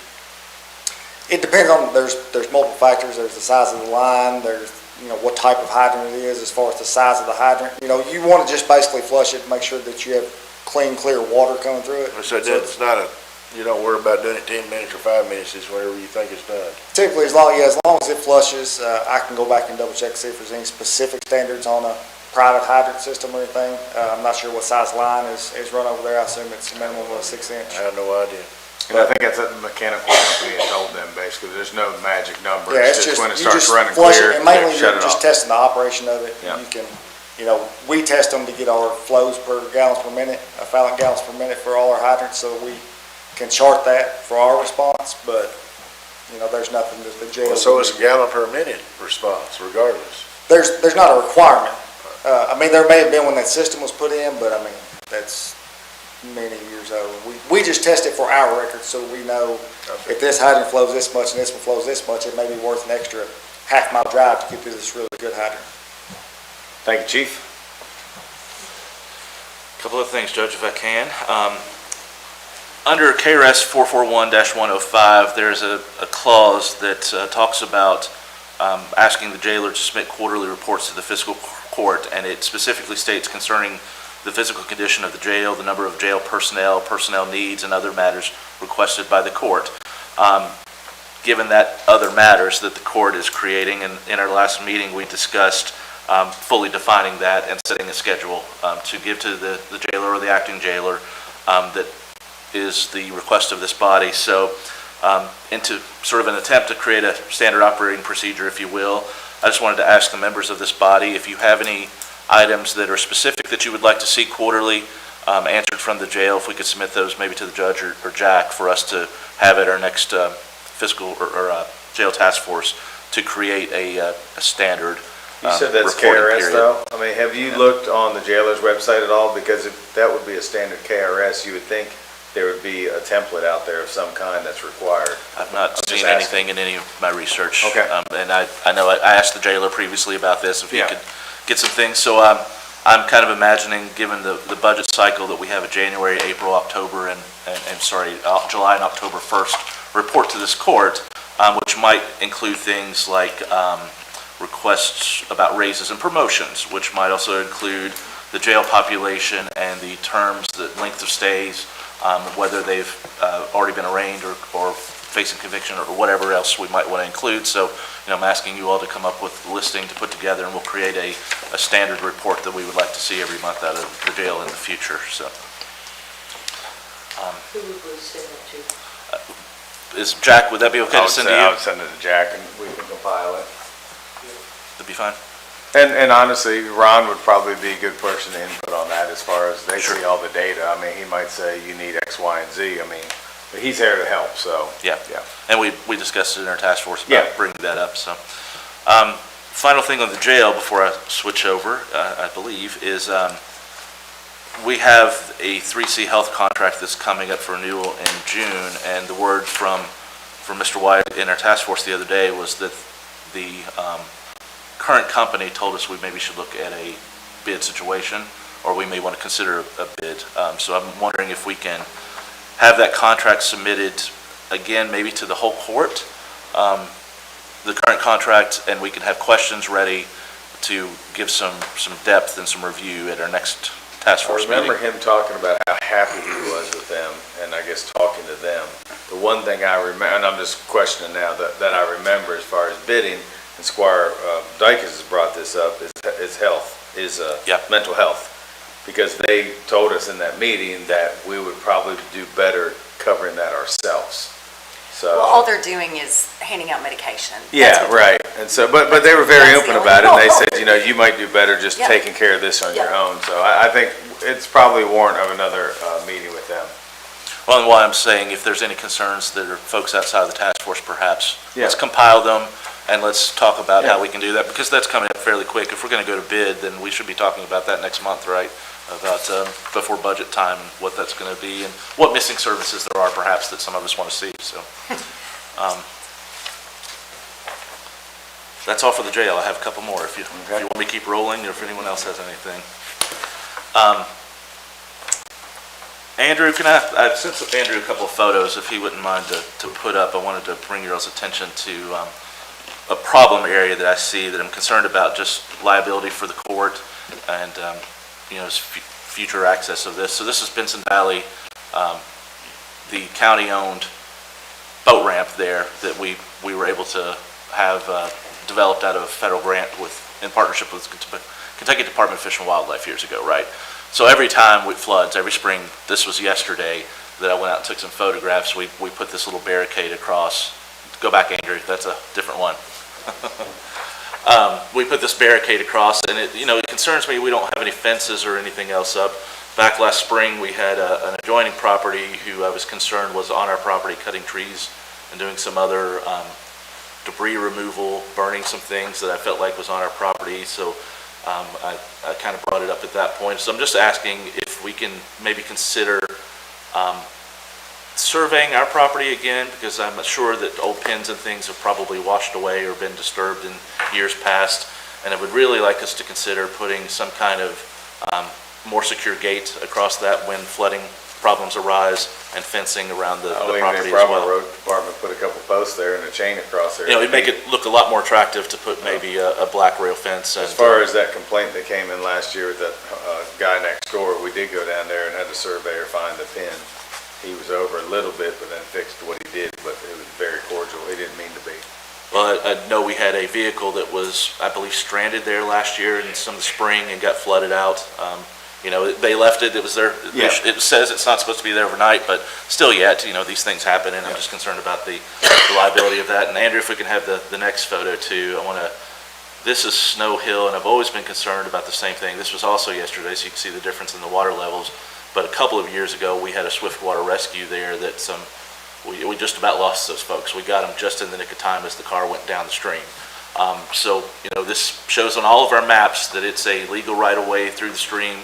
And I think it's a really neat one. I always usually drive people through here, and it blows their minds. And I brought a company from out of town here one time and drove them through, and they ended up spending their holiday in the creek because they got to see this. So it's an asset, but I'm concerned again about some of the liability with this. And I'd like us to kind of button up what exactly this crossing is, responsibilities, private property, parameters, some of those kinds of things. So I just thought I'd bring that up for consideration too, since the water is spring water, spring flood times here, right? So. Tracy. Squire Wisman, on the property that you spoke of in regards to beside the boat ramp, that issue's been going on for several terms. I know the judge has turned it in. I've turned it in multiple times. I agree, it probably does need to be surveyed, probably does need to be cut off. I know if you go on the PVA map, it looks like he's encroached on it a whole lot more than 1 or 2 traffic spots. So I would agree with that 100%, especially knowing that that's a federal grant and it's not supposed to be touched. So I would agree with that. Yeah, that type of grant, we can get ourselves in some hot water if we're not actively protecting So our are you all spaces. talking about just, been going on. yeah, I know, but let's look at the picture there. So you're cutting that left property line down there and then potentially put a fence or something up there in the trees? I don't know if it'd be a fence or some sort of cable to allow water to run, but something, Yeah. Again, because it's my understanding, like I said, it goes back to Squire Goins when he was on, Yeah. that property's not supposed to be disturbed. Robert, when we had them go out there, and I'm sorry, I know it's been a long one, but when we had them go out there, did they repin that? I remember we looked at that, we went down there, I'm just trying to help me remember. We haven't done that yet, have we? No, sir, there was difficulty finding that line and those pins. Okay. Because of all the repeat flooding and Yeah. sediment that gets deposited. So And earthwork may have disturbed some of the locations. possibly because the marina historically dredges on the backside of their docks. They've done that forever. So as if you far could as go I- ahead and add that to our surveyors and see if we can't reestablish the pins down that one Yes. property line, Yeah, please. so that was part of his task, to pin the entire property there. Oh, he did? Well, that was his task, and when I followed up with him, he talked about how difficult it was, and he was having to go all the way up to Kentucky Avenue and start from there to try to work his way back. Yeah. So, and as it relates to this property, if I could, as Squire noted, it was a FEMA buyout. So the stipulations on a FEMA buyout, just that you cannot make any permanent improvements. You can have a park-like setting, it's allowable to have picnic tables there or something of that nature, but you just cannot make permanent improvements to it. So that's just, because the county owns many of those, a lot of them down Benson Valley Road. So those are opportunities, if the county ever chose to, you could make passive parks out of those areas. Or not. Or not, but, Okay. it is allowable under those rules. All right, thank you. And some additional grant funds that were associated, and we have some agreements with Fish and Wildlife, as my understanding, for this space particularly, that we have some obligations, right? One other thing. I think this is my last one. I just want to bring up to you, Judge. I talked to you about this the other day, and I just kind of wanted to get the court to help me out. I believe I've done a survey of most everyone that we don't have any problems, except for in my district, of people having access to public water. I have 2 streets. Robert and I had a meeting about that today. Okay. But go ahead, if you want to go ahead and fill them in. I have, I know Squire has probably one that is disconnected, but I have 2 roads that were not provided water service in the 1980s when it was done, but have subsequently had some development. I have a house that's being built currently. I have probably 6 houses, maybe 7, that would like to have public water, but it's fairly great expense. I've met with North Shelby, who provides that water, and have asked them to provide us a quote for, an amount or what the process would be to provide water to those folks. But it's my concern that we need to have some in-house design done a little bit through Robert's department that I was hoping to authorize through you all to start moving forward, because I have these folks ready to sign up tomorrow if we can get them water, and I think that's... Robert's been in communication with them also, so he's aware of it, so yeah. Squire Tracy. Judge, I've got one, obviously, and it's off Rocky Branch Road, that I'm aware of. And I think it comes down to cost. It's going up a hillside, and they'd have to rent a rock saw and things of that nature.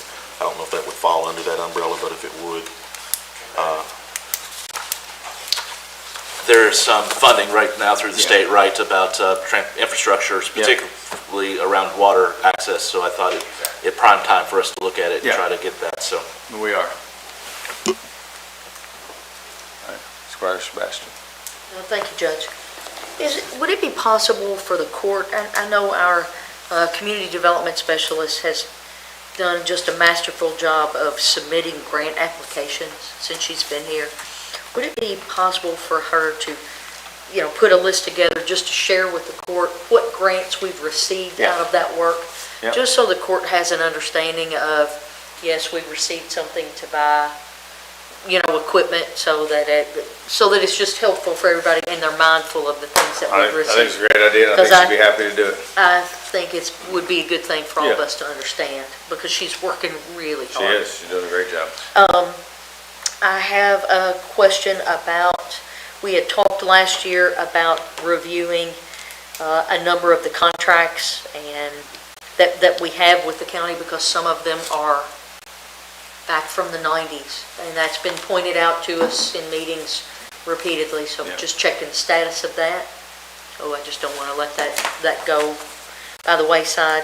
And then I know I asked about working on that pauper burial policy that we have, because if you remember, we addressed that as part of this court, and it's something that I don't know how it fell through the cracks, but still haven't seen it. So if I need to work on it, I'm on it, and it'll be done. So do we not have any, I thought we were just We needing have to add money to the fund. We have something that was developed 3 or 4 judges ago, Okay, and it is that old. outdated. And some of the judges have served multiple terms, so that Yeah. just tries to demonstrate how old that policy is when it was put in place. So Okay.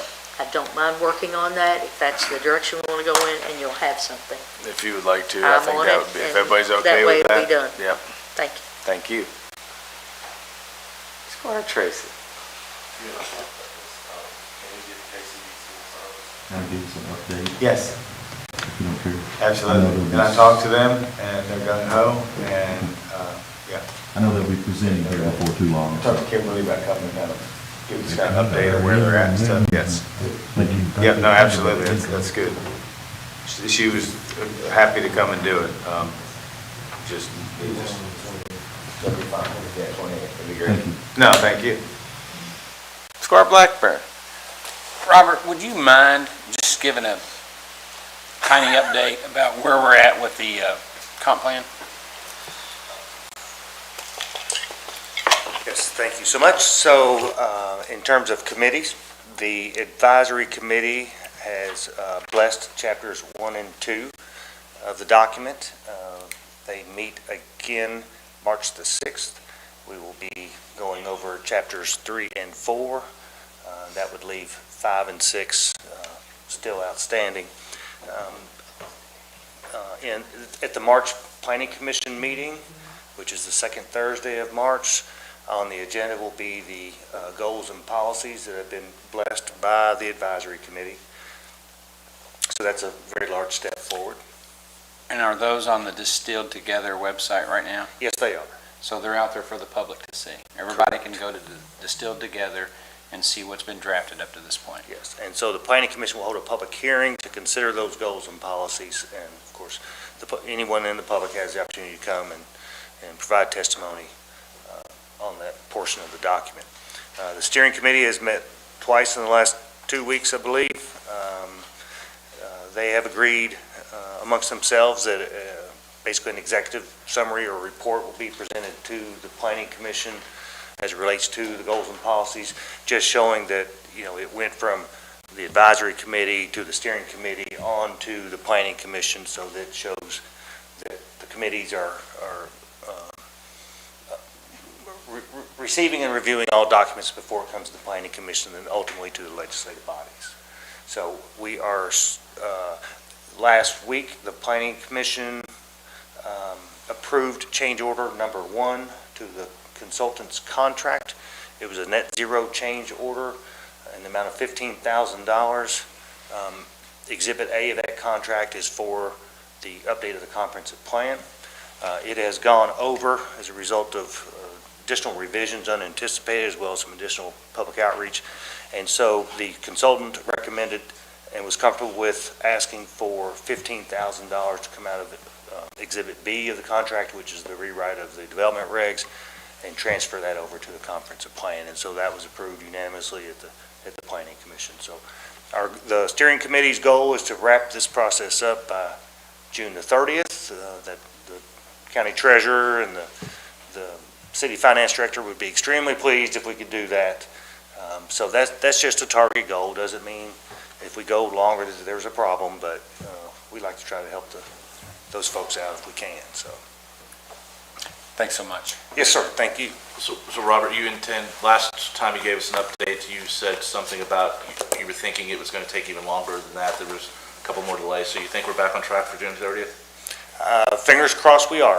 Chapters 1 and 2 were reviewed quite quickly and blessed by the advisory committee, and we're hopeful that chapters 3 and 4 will go just as smoothly. Getting through the future land use map took an extremely long amount of time, but the committee is working really hard on the language in these chapters and are coming prepared with, whether it be grammar edits or just suggestions for improvements.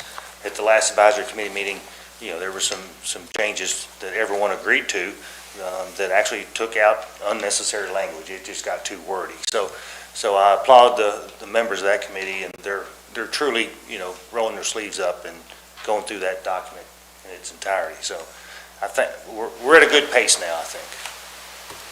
Thank you, Robert. Can you reiterate the March date to look at chapters 3 and 4? I just missed it quickly. March 6th. 6, thank you. Thank you. Thank you. Thank you. All righty, we ready to go vote? All righty, away we go. This is our February 15th, 2024 voting session. Clerk, please call roll. Squire Sebastian. Here. Squire Blackburn. Present. Squire Dykus. Here. Squire Tracy. Here. Squire Tanner. Here. Squire Whitman. Present. Judge Moeller. Present. Thank you. Authorization for approval of minutes from regular meeting of January 24, 2024. So moved as amended. Second. All those in favor say aye. Aye. All those opposed say nay. Motion passes. Authorization to receive partial payment of 2023 excess fees, county clerk. So moved. Second. All those in favor say aye. Aye. All those opposed say nay. Motion passes. Authorization to declare a duty weapon as surplus for the purpose of purchase for a retiring deputy sheriff. So moved. Second. All those in favor say aye. Aye. All those opposed say nay. Motion passes. Authorization to approve surplus vehicles for trade-in purposes and/or gov deals, auctions, sheriff. So moved. Second. All those in favor say aye. Aye. All those opposed say nay. Motion passes. Authorization to approve a resolution authorizing the filing of an application to Kentucky Department of Library and Archives Local Records Grant Program for the Franklin County Regional Jail. So moved. Second. Did you get that, clerk? Yes. All those in favor say aye. Aye. All those opposed say nay. Motion passes. Authorization to approve a resolution authorizing that any cost overruns for the Project Community Development Block Grant CDBG 22-042 will be borne by the Farmdale Sanitation District. So moved. Second. All those in favor say aye. Aye. All those opposed say nay. Motion passes. Authorization to approve a resolution authorizing the filing of an application to U.S. Department of Homeland Security, Federal Emergency Management Agency, Assistance to a Firefighters Grant Program for the Franklin County Fire Department. So moved. Second. All those in favor say aye. Aye. All those opposed say nay. Motion passes. Authorization to award a bid to WCM General Contracting and Construction, sole bidder, for a new building at the Franklin County Animal Compost Facility. So moved. Second. All those in favor say aye. Aye. All those opposed say nay. Motion passes. Authorization to enter into an agreement with Bluegrass Area Development District for land use planning services and technical assistance relating to development. So moved. Second. All those in favor say aye. Aye. All those opposed say nay. Motion passes. Authorization to hire Cameron Hortonberry as light equipment operator / truck driver. So moved. Second. All those in favor say aye. Aye. All those opposed say nay. Judge. Oh, you're recused. Okay. Clerk, did you get that? Squire Tracy recuses himself. Authorization to approve budget transfers. So moved. Second. All those in favor say aye. Aye. All those opposed say nay. Motion passes. First reading of amendment number 3 to ordinance number 7-2023 related to the budget for fiscal year 2023 to 2024. No vote will be taken at this time. Authorization to receive treasurer's report. So moved. Second. All those in favor say aye. Aye. All those opposed say nay. Motion passes. Payment of claims. Is there a motion to deny any payment of claims? Seeing none, let the record reflect claims are to be paid. Authorization to approve board appointment of Mary Beth Robinson to Peaks Mill Water District with a term ending December 31, 2024. So moved. Second. All those in favor say aye. Aye. All those opposed say nay. Where does she live? And we thank her and we thank Raven for her time on that board also. Authorization to adjourn. So moved. Second. All those in favor say aye. All those opposed say nay. Motion passes. We're adjourned. Thank you.